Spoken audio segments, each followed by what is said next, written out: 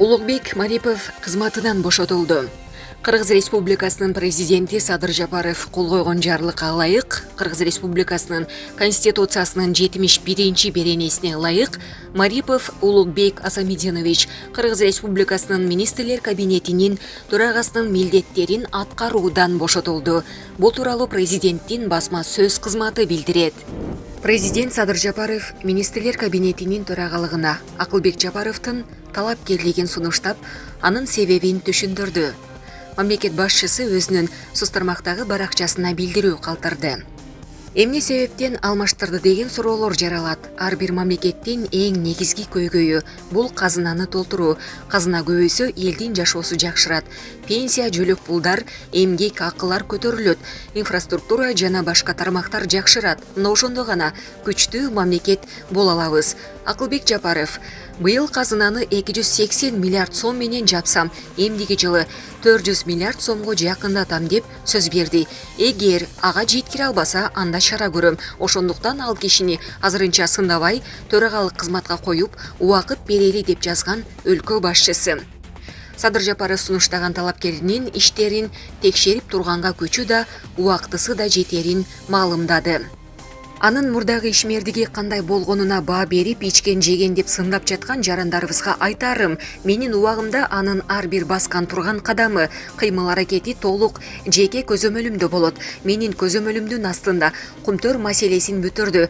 Быйылкы бюджетти турукташтырды. Казынага 24 миллиард сом кошумча акча түштү. Жетим жесирлердин жөлөк пулдардын 100%га чейин көтөрүп жатабыз деп айтылат билдирүүдө. Каптагаев: Куран окуткан жерде тигил экөө чогуу жүрөт деп сенсация кылуу кыргызга жарабайт. Куран окуткан жерде кече эле кызык чеке болуп жүргөн кишиң менен табакташ болуп калууң мүмкүн. Ошондуктан мындай жердеги көрүнүштөрдөн чыр чыгарууга аракеттенүү болбойт. Мындай пикирин коомдук ишмер Эмилбек Каптагаев билдирди.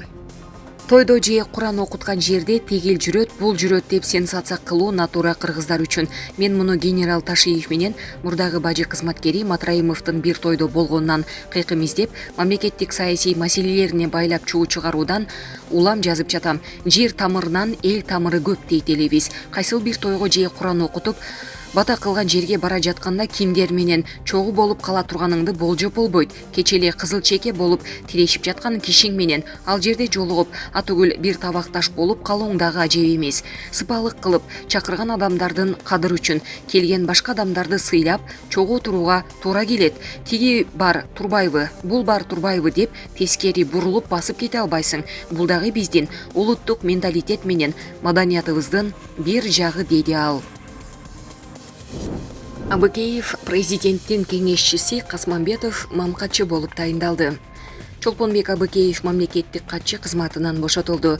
Президент Садыр Жапаров кол койгон жарлыкка ылайык ал мамлекет башчынын кеңешчиси болуп тайындалды. Бул тууралуу президенттин басма сөз кызматы кабарлады. Мамлекет башчынын дагы бир жарлыгына ылайык Сүйүнбек Касмамбетов президенттик администрация жетекчиси кызматынан бошотулуп, мамлекеттик катчы болуп тайындалды. Жапаровдун дагы бир жарлыгы менен Равшан Сабиров президенттин кеңешчиси кызматынан бошотулду. Мамлекеттик катчы кызматына президент Садыр Жапаровдун жарлыгы менен Чолпонбек Абыкеев 2021 жылы июль айында дайындалган. Касмамбетов 2020 жылдын 19 октябрында президенттин аппарат жетекчиси болуп тайындалган болчу. Министрлер кабинети жөнүндө конституциялык мыйзамга ылайык министрлер кабинетинин төрагасы ошол эле учурда президенттин администрациясынын жетекчисинин кызматын аткарат. Жогорку кеңешке шайлоого катыша турган партиялар дээрлик аныкталып калды. Алардын көбү курултайларын өткөрүп, талапкерлердин тизмесин бекитти. Азырынча эки партия өзүн бийликке альтернатива катары көрсөтүп, оппозиция экенин жарыялады. Көбү центристик позицияны карманып турат. Кыргызстанда парламенттик шайлоонун маанилүү этабы болгон саясий партиялардын курултайы жана анда талапкерлердин тизмесин түзүп, бекитүү иштери жүрүп жатат. Шайлоого реалдуу катышат делген партиялардын көбү курултайын өткөрүп, толук болбосо да талапкерлердин аты жөнү белгилүү болуп калды. Ата журт Кыргызстанга кимдер кирди? Коомчулукта бийликчил деп айтылып келаткан Ата журт Кыргызстан партиясы 10 октябрда курултай өткөрүп, талапкерлердин тизмесин жарыялады. Саясий бирикмени шайлоого партиянын лидери Айбек Маткеримов баштап барат. Алдыңкы бештикте Өнүгүү Прогресс партиясынын лидери Бакыт Төрөбаев, экс-вице-премьер-министр Равшан Сабиров, өкмөттүн соттук өкүлчүлүк борборунун директорунун орун басары Жамиля Исаева, Ош шаарынын мурдагы мэри Талайбек Сарыбашев бар. Жогорку кеңештин экс-депутаттары Надира Нарматова, Турсунбай Бакир уулу, Камила Талиева, парламенттин депутаты Пархат Куландыбаев, Кыргызстан футбол бирлигинин мурдагы президенти Канатбек Маматов да Ата журт Кыргызстан партиясында. Былтыр 11 апрелде өткөн жергиликтүү кеңештерге шайлоодон кийин ага катышкан 9 партия Ата журт Кыргызстанды улуттук коопсуздук боюнча мамлекеттик комитеттин төрагасы Камчыбек Ташиевке байланыштырып чыгышкан. Равшан Сабиров мындай сөздөрдү четке кагууда. Партиянын эч кандай байланышы жок. Партиянын лидери Айбек Маткеримов, ал кесиби боюнча дарыгер, жөнөкөй үй бүлөдөн чыккан жигит. Айбек Маткеримов элдин көйгөйүн чечейин деген өзгөчө идеяларга бай жигит. Шайлоо буйрусу ачык, айкын өтөт.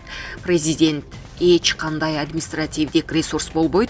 Губернатор, аким, кайсыл гана мекеменин жетекчиси шайлоого аралашса, катуу чара көрөбүз деди. Ата журт Кыргызстан партиясы эл биримдиги деген ат менен 1999-жылы каттоодон өткөн. Юстиция министрлигинин сайтындагы маалымат боюнча былтыр 26 февралда кайра катталып, Ата журт Кыргызстан деп өзгөртүлгөн. Ушул эле жылы 11 апрелде жалпы 28 шаардык кеңешке шайлоонун 21-ине катышып, 17 шаардык кеңешке өтүп келген. Бул партиянын тизмеси менен Жалал-Абад шаардык кеңешине Камчыбек Ташиевдин уулу Таймураз Ташиев депутат болуп шайланган. Ал жакында эле мандатын тапшырды.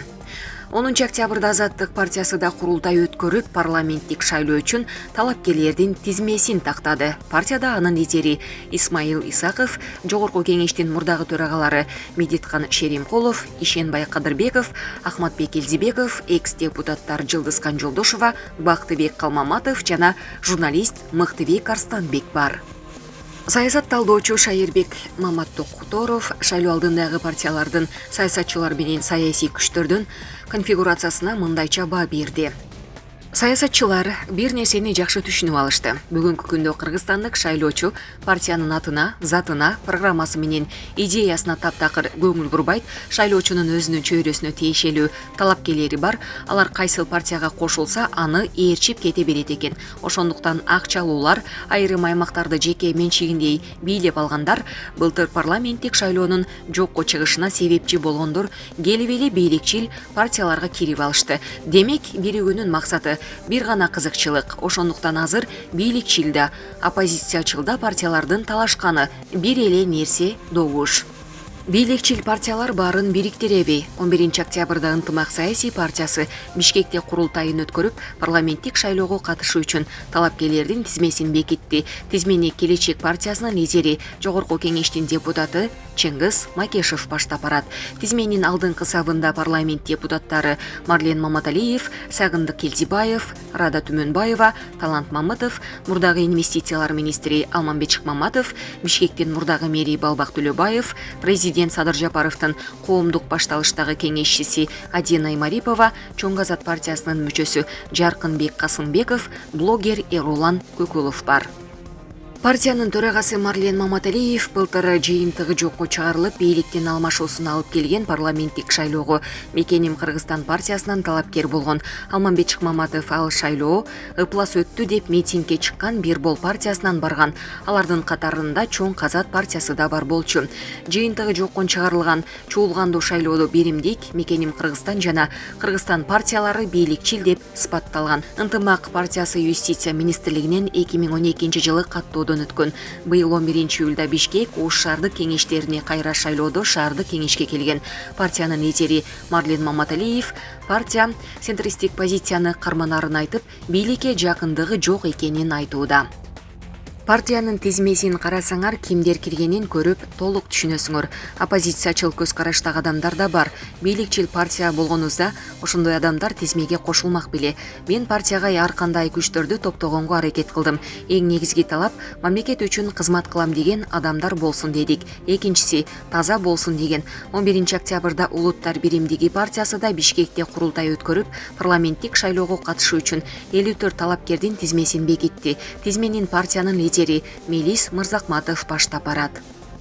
Алдыңкы сапта Артур Медисбеков, Нарындын мурдагы губернатору Бейшен Болотбеков, Арнамыз партиясынан юрист Андрей Иванов, Көзөмөл кыймылынын жетекчиси Айбек Турганбаев, Мекен сакчысы кыймылынын башчысы Саиджан Яратов, журналист Турат Акимов, Тышкы иштер министринин мурдагы орун басары Аскар Бишимов бар. Буга чейин Ата Мекен жана Бүтүн Кыргызстан партиялары курултайын өткөрүп, бийликке оппозиция экенин жарыялаган.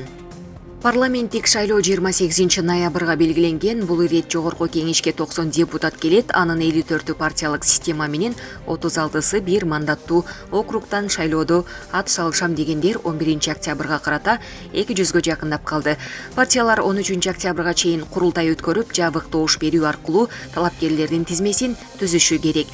Андан кийин 18 октябрга чейин 1 миллион сом шайлоо күрөсүн төгүп, талапкерлерге тиешелүү документтерди борбордук шайлоо комиссиясына тапшырып жетишүүсү шарт.